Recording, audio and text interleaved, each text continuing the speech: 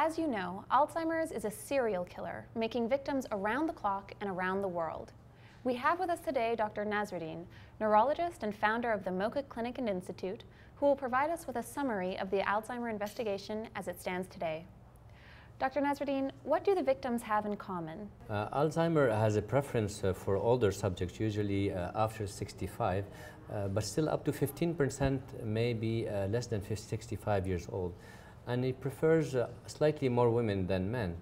Alzheimer also targets more vulnerable individuals who have high blood pressure, diabetes, cholesterol, obesity, vascular disease, brain trauma. Subjects who are socially isolated also are vulnerable. Subjects who have lower education, subjects who take benzodiazepines for sleep disorders, who take anticholinergic medication for bladder disorders, who take antihistamines or opioids. He also targets subjects with a family history of other members of the family with the history of the disease, and also if they are carrying a specific gene, the ApoE4 gene. And what are the first signs that victims exhibit? Alzheimer acts silently on the brain for many years before the family's victims start to observe symptoms of the disease. The first signs are usually memory, short-term memory loss for recent information. In other words, the recording machine, which is in the hippocampus and related brain areas, start having trouble recording new information. At this stage, which we may call MCI or mild cognitive impairment, the memory disorder may be detectable by simple cognitive screening tests. Eventually, other cognitive functions are affected, such as language, executive functions, visuospatial skills, and ultimately all these dysfunctions lead to a loss of autonomy. Memory loss does not always mean the beginning of Alzheimer's. Other causes of memory impairment should be ruled out by the investigative specialists, such as stroke, depression, medication, or alcohol abuse. And what can investigators do to detect signs of Alzheimer's? Investigators perform usually screening tests such as the MMSE or the MoCA, which can be followed by a more in-depth neuropsychological battery to confirm the type of cognitive impairment. To be better sure that Alzheimer is causing the cognitive impairment, the following tests should be done. Usually it's a MRI scan to detect hippocampal atrophy and to rule out vascular causes of impairment. We also can use an FDG PET scan, which is a glucose uptake test, which shows that specific brain areas can be affected, especially the temporoparietal lobes and the hippocampus, as well as the posterior cingulate.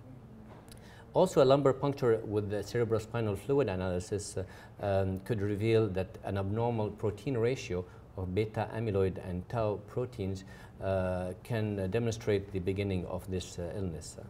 An amyloid PET scan is also another way to detect the Alzheimer's disease, and the scan would show amyloid deposits that are one of the hallmarks of the illness. A normal amyloid PET scan would definitely rule out the presence of Alzheimer's as a cause of the cognitive impairment in the victim. We can also wait until post-mortem examination, which will be a little bit too late.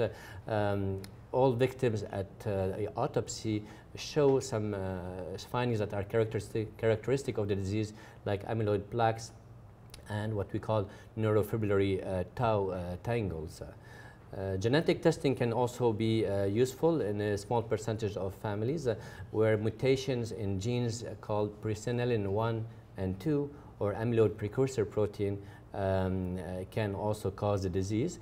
Some genes are called susceptibility genes. They increase the risk of the disease to happen, such as ApoE4.